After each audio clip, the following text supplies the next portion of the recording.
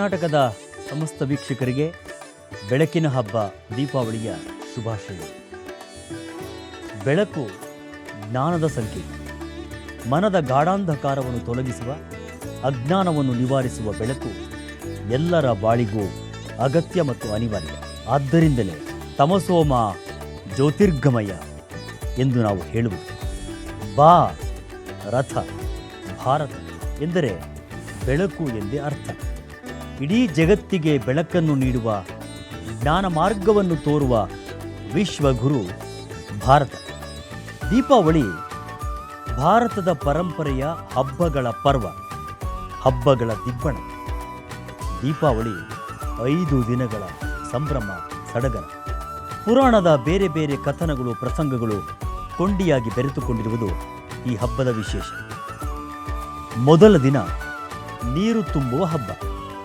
ಗಂಗೆಗೆ ಪ್ರಾಧಾನ್ಯತೆಯನ್ನು ಕೊಟ್ಟಿರುವ ನಾವು ಗಂಗೆಯನ್ನು ಆಹ್ವಾನಿಸಿ, ಪೂಜಿಸಿ, ಅಭ್ಯಂಜನ ಮಾಡುವ ಮೂಲಕ ನಮ್ಮನ್ನು ನಾವು ಪರಿಶುದ್ಧಗೊಳಿಸಿಕೊಳ್ಳುವ ಪ್ರಾರಂಭದ ಉತ್ಸಾಹವೇ ನೀರು ತುಂಬುವ ಹಬ್ಬ. ಹೊಸದಾಗಿ ಮದುವೆಯಾದ ಅಳಿಯನನ್ನು ಬರಮಾಡಿಕೊಂಡು ಎಣ್ಣೆಯ ಅಭ್ಯಂಜನವನ್ನು ಮಾಡಿಸುವ ಪರಂಪರೆ ಅದೊಂದು ರೋಮಾಂಚನ. ಎಲ್ಲರೂ ಅಭ್ಯಂಜನ ಮಾಡಿ ಹಬ್ಬಕ್ಕೆ ಸಜ್ಜಾಗುವುದು ಪರ್ವದ ಪ್ರಥಮ ಹೆಜ್ಜೆ. ಮರುದಿನ ನರಕ ಚತುರ್ದಶಿ.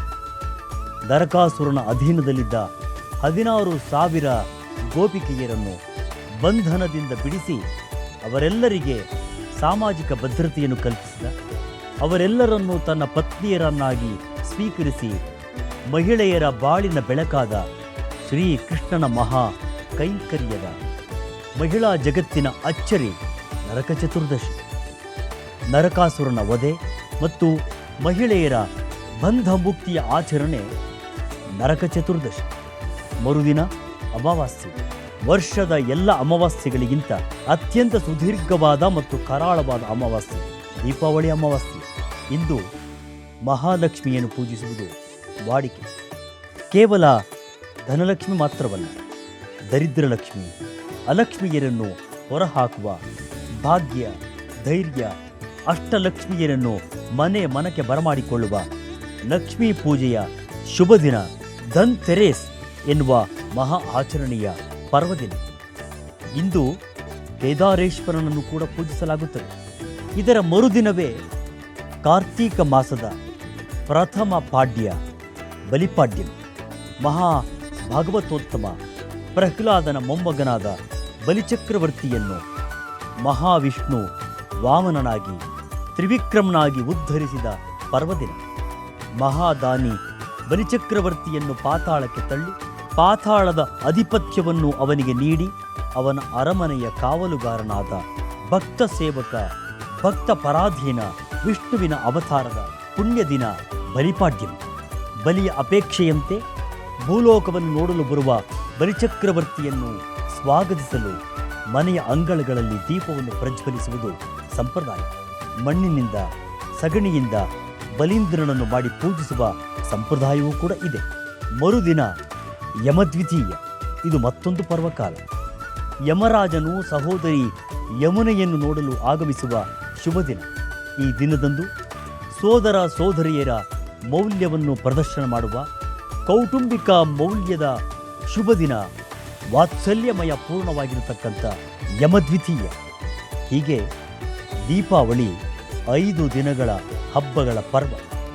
ಶ್ರೀರಾಮಚಂದ್ರನು ರಾವಣ ಸಂಹಾರವನ್ನು ಮಾಡಿ ಅಯೋಧ್ಯೆಗೆ ಹಿಂದಿರುಗಿದ ಶುಭ ಸಂದರ್ಭ ದೀಪಾವಳಿ ಎಂದು ಹೇಳಲಾಗುತ್ತದೆ. ಅಂದು ಅಯೋಧ್ಯೆಯಲ್ಲಿ 25 ಲಕ್ಷ ದೀಪಗಳು ಬೆಳಗುತ್ತವೆ. ಮುಂಗಾರು ತನ್ನ ಪ್ರತಾಪವನ್ನು ಮುಗಿಸಿ ಹಿಂಗಾರನ್ನು ಕರೆದುಕೊಂಡು ಹಿಂದಿರುಗುವ ಚುಮ್ಮು ಚಳಿ ಪ್ರಾರಂಭವಾಗುವ ಕಾರ್ತೀಕ ಮಾಸ ಪರಶಿವನ ಆರಾಧನೆಯ ಪರ್ವಕಾಲ. ದೀಪಾವಳಿ ಎಂದರೆ ದೀಪಗಳ ಅವಳಿ ಎಂದರ್ಥ. ಹೊರಗೆ ಮಾತ್ರ ದೀಪ ಹಚ್ಚುವುದಲ್ಲ, ಮನದ ಒಳಗೂ ಜ್ಞಾನದ ಬೆಳಕನ್ನು ಹಚ್ಚಬೇಕು. ಇದೇ ದೀಪಾವಳಿಯ ಸಂದೇಶ.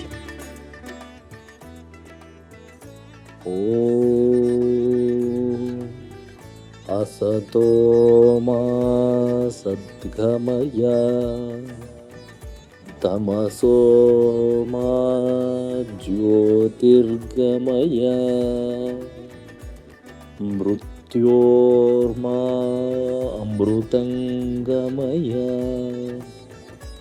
ಶಾಂತಿ ಶಾಂತಿ